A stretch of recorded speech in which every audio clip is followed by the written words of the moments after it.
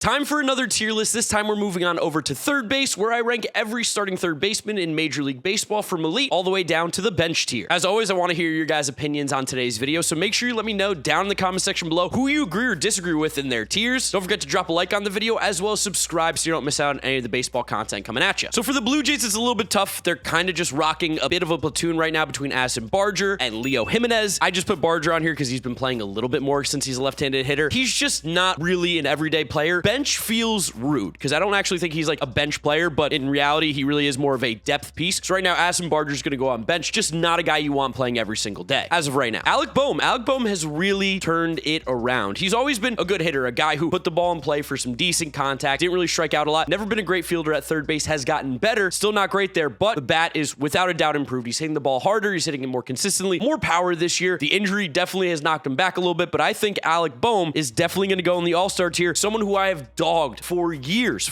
because he wasn't this kind of player. But now he has turned into a better hitter, a more consistent hitter, more power, stuff that is actually valuable. Got to put him in the All-Star tier for sure, despite being on those dirty, filthy Phillies. Alex Bregman, I feel like, is no longer in that All-Star tier of third baseman. He's really good. He's a good baseball player. You want him on your team. He makes your team better. But to me, Alex Bregman is just lacking that quality that we once saw. And maybe this is because he had crazy highs at the beginning of his career, and he just hasn't lived up to them the last couple seasons. But for Alex Bregman, who's rocking like a 750 OPS, just kind of being a little bit better than league average at the plate at a position that is weirdly kind of deep now. There's a lot of really good third basemen. I think he matches a lot of those players rather than standing out at his zone. Maybe I'm being a little aggressive with Alec Bohm because, again, the fielding's not great there, but his hitting really did come around this year. I'm going to put Alex Bregman in good. One weird thing with Bregman, too, the on-base percentage has dropped a ton this year. He's just like not walking at all. That was something that made him elite in previous years. Anthony Rendon, the definition of bench. I mean, the guy hates baseball, never actually ends up playing because he's hurt all the time. Doesn't seem like when he plays that he even wants to be there. He has 0 home runs this year. I think he had 2 last year, maybe 3 the year before. Anthony Rendon is one of the craziest stories, one of the quickest fall-offs I feel like I've ever seen. And I feel bad for Angels fans because this guy was one of the best third basemen in all of baseball, one of the best hitters in all of baseball when they signed him. And ever since he signed that big contract and went to the Los Angeles Angels, Anthony Rendon has been horrendous, just straight up hot ass. So for me, I think I got to put him in the bench tier, which is crazy to say just like a few years after he was one of the best hitters in baseball. Austin Riley, for me, still goes in the elite tier. I know he has had a bit of a step back this year from those 30-30 seasons with 100 RBIs, OPSs in the upper 800s, almost approaching 900. But I still think Austin Riley is a phenomenal player, pretty good in the field, great power in that bat. He did start to get hot right before he got injured. He's only 27, 28 years old. He's one of the premier third basemen in the league. I think he is in a different class than the guys you'll see in All-Star. And even in a down year, you're looking at a 783 OPS with a 115 OPS plus. That's the lowest of his career since 2021. Since then, he's basically been a 135 OPS plus a year guy. He's disgustingly good. Again, I hate to do it because he's a Brave, but guy's a ball player. Connor Norby's a good little ball player. I don't think he's like truly on the same tier as Alex Bregman. That's not really fair to a guy like Bregman because he's just done it for a lot longer, but I think Norby is in a good spot. And I think that's why this good tier is a little bit more fluid than maybe the All-Star or Elite. There's a bigger range because Norby for sure isn't mid. He's come up. He's hit really well with the Marlins thus far. He was a pretty good prospect with the Orioles. Hits the ball pretty well. Has some pop in that bat. Third base, I think, might even be a better position than him than second. I like him as a ball player. That was a good pickup for the Marlins. Again, also a really small sample, so grain of salt. I think Eugenio Suarez goes in the good tier. He's a really good third baseman. He's been one of the best hitters in Major League Baseball in the second half for the Diamondbacks. One of the reasons why they've been able to make this playoff push. At third base, he's solid. He's consistent. Not going to win you a Gold Glove over there, but I don't think he's necessarily as bad as some of the numbers lead on occasionally. At the plate, he's a prolific home run hitter. The guy has crazy pop in that bat. You can lock him in for 25 to 30 home runs with 100 RBIs a season. He's going to strike out a ton. He's not an on-base king, but that's why he goes in the good tier. Great pop in the bat, really good hitter. So it sucks for Isaac Paredes that it got traded to the Cubs because his game just does not translate to that ballpark. What made him so good in Tampa Bay is he became a dead pull hitter, guy who doesn't have crazy high exit velos, by the way, but he became a dead pull hitter, hit the ball in the air, and for the Rays, that's the shortest part in their park. Left field is close. The left center gap is close. It was a perfect fit for him. Getting traded to the Cubs, who do not have hitter-friendly dimensions down the line, which is where Isaac Paredes lives, this is just not a good match for him, especially when the wind's going to be blowing in sometimes, and then the gaps become harder. Like, it just didn't really make sense. I think Isaac Paredes is a good player. He's played mid for the Cubs, but I do have to put him in the good tier because even though the numbers are going to be worse in Chicago, I still think he's good. It's a weird, is juxtaposition the right word, of how players and in their environments can affect what their numbers look like. And Isaac Paredes is a prime example of that. I mean, look at his numbers in Detroit. It was kind of the same thing. So as of right now, from what we've seen from Jace Young in 26 games, it hasn't been particularly great. It's been relatively mid. I'm not willing to say he is a mid player for the future. because that feels bad and negative. He's just completely whatever at this exact moment. But he's 23 years old. He was tearing up the minors. I think he's going to be a good little baseball player. It's just he's not there yet for a guy in basically a month of play with a 600 OPS, not really playing that well. I don't think you can really put him anywhere else but the mid tier right now. So I think people are going to freak out probably about where I put Jazz Chisholm, because I've been a big Jazz Chisholm fan. I've been begging for him to get out of Miami. I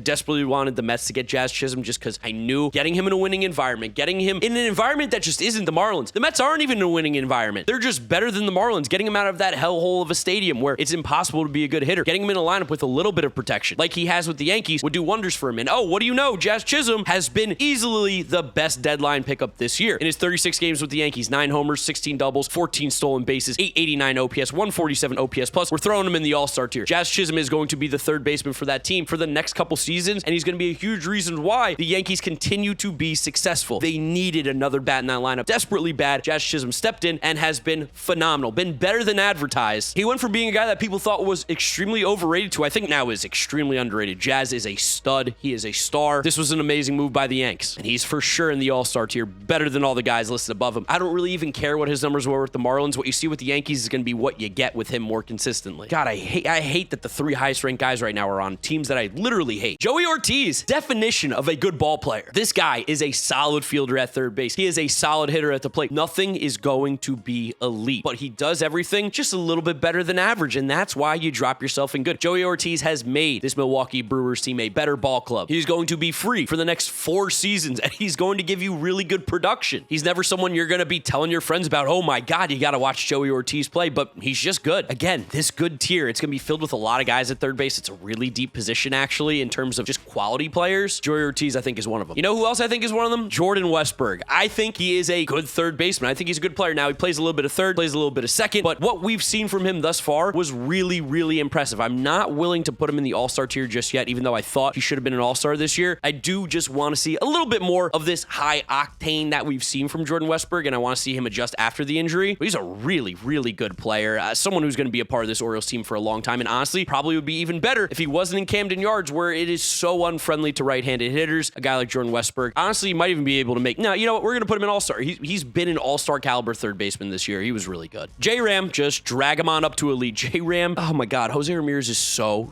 good. Have you guys seen what he's doing this year? Underrated. They're doing it again. We're underrating Jose Ramirez yet again. If you guys looked, but Jose Ramirez is probably going to have a 40-40 season this year. Yeah, 35 homers, 39 stolen bases, 107 RBIs, an OPS at 847, 35 homers, 34 doubles, 39 stolen bases, 107 RBIs, OPS at 847. Like, what do you want? What else could you want? This is one of the best players in the league. He's going to get MVP votes. Not going to get as many as he deserves because of Aaron Judge and Juan Soto and Bobby Witt Jr., but Jose Ramirez is just such a dog. Could be one of my favorite players in baseball. He's just awesome. For the Washington Nationals third baseman, we've got Jose Tena. And the sample size is really, really small for Jose Tena. He has been basically an above league average hitter since getting to Washington. Shown a little pop in that bat, 3 homers, 5 doubles, 14 RBIs in 30 games. He stole 5 bases, hitting for a high average, not really walking much. OPS is good, but the peripherals are great. I mean, he's been barreling up the ball really well. He's been hitting the ball pretty consistently hard. I'm going to put him in the good tier based on what we've seen thus far. Might be a little bit too early to tell, but I'm okay being wrong by being positive rather than being wrong but being negative. So Tena, put him in good. You know who else is going in good? Josh Young. Josh Young is a good third baseman. He's very good. Obviously, injuries have been the biggest thing with Josh Young's game right now is he just hasn't had an ability to stay healthy consistently. But for Young's career, when he's been on the field, you're looking at a guy who has the ability in an 162 game average to give you 30 homers, 30 doubles, 80 plus RBIs with an OPS in that 750 to 800 range. Play good enough defense at third base. Exactly what the Texas Rangers would need in this lineup. He's a really good ball player. So Josh Rojas, I think in the context of a baseball player is good, but I think as your everyday third baseman, I don't feel as excited. So I am going to drop him in mid, but I don't feel good about it because again, he's valuable to your team. He is more valuable as an asset, as a guy who can play all these different positions, play them pretty well, be plugged and played against platoon guys, whatever it is. But if he is your starting third baseman every single night, I just don't feel as good, which is why I put him in mid. Again, maybe I got to change the mid name because this is like negative connotation, but he is a just solid ball player, but not great every day. I like Junior K Caminero a lot. I'm not going to talk a bunch about him because we haven't seen much. He puts up crazy exit velos. The fielding, it's a little bit sketchy at times. It's a little bit inconsistent at times what he does at the plate. I think he's going to be a good ball player, but right now he goes in that mid/average tier because he just hasn't shown anything exceptional yet. And it's also way too early to tell, like, if anything's going crazy. I don't know. He just hasn't put up the numbers that you would want to see consistently enough to make you go, wow. He's also 20. So I have nothing negative to say other than he hasn't done it yet, but he's really good. Yeah, this one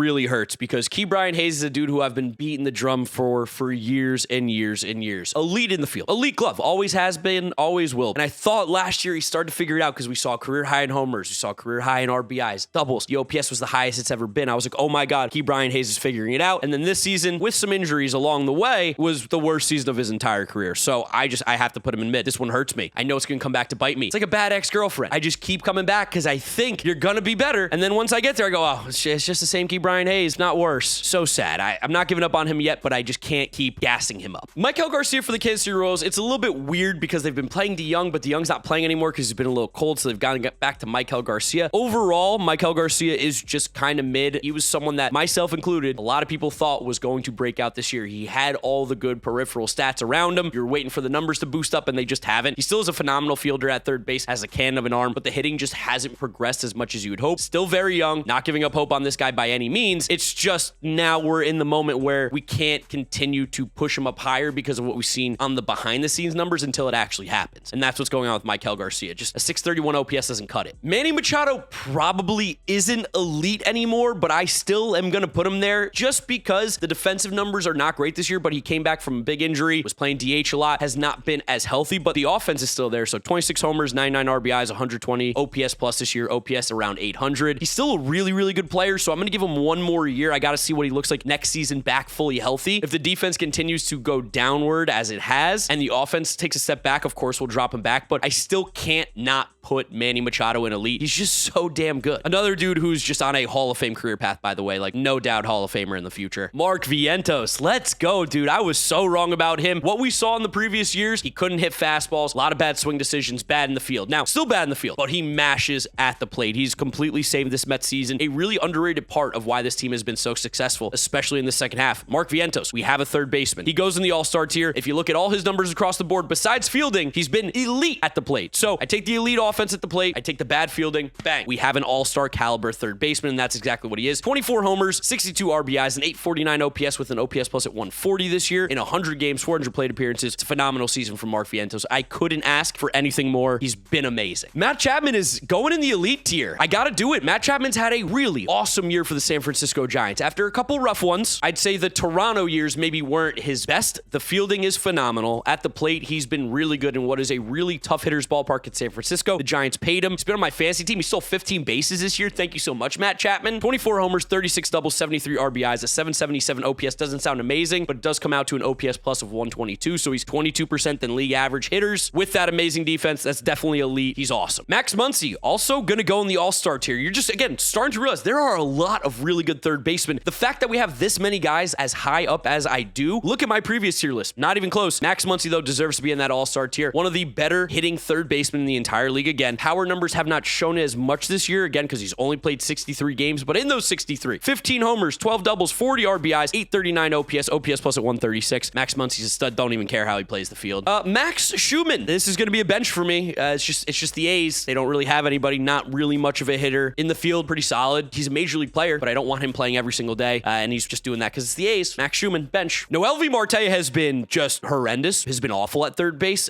He had the steroid suspension, which was disappointing to say the least. I love Noelvi Marte as a prospect, but I'm not really understanding why I used to anymore because everything that he used to do, he's just seemingly not doing with the Reds. He's striking out 33% of the time, refusing to walk, not playing good defense, looks slow, looks sluggish, looks disinterested. Noelvi Marte has to go on the bench. One of the more disappointing players this season for sure because he showed some awesome flashes last year, and those are just completely gone now. This one's going to hurt. Nolan Arenado is dropping quite a bit. He's going in the good tier. He is now just a good third baseman, and I think I might even still be just carrying considering it based on the name and the Hall of Fame pedigree. But we have officially seen the downfall of Nolan Arenado. He hit the age 32, and he has not been the same player. Last year was a down year. Not great. This year, even worse. Like, I think he might not be the Nolan Arenado we once knew. He's still disgusting at third base, like still absolutely amazing there with the glove, but at the plate, concerningly bad to the point where you're like, I don't really even know if I want him to be my third baseman necessarily next year. If you're a team that needs that kind of production offensively, he's just not special anymore, and that hurts me because Arenado used to be he was my king, he was the man, but he's now, I think, in the good tier of third baseman. Rafael Devers, Rafiki, big scoops, he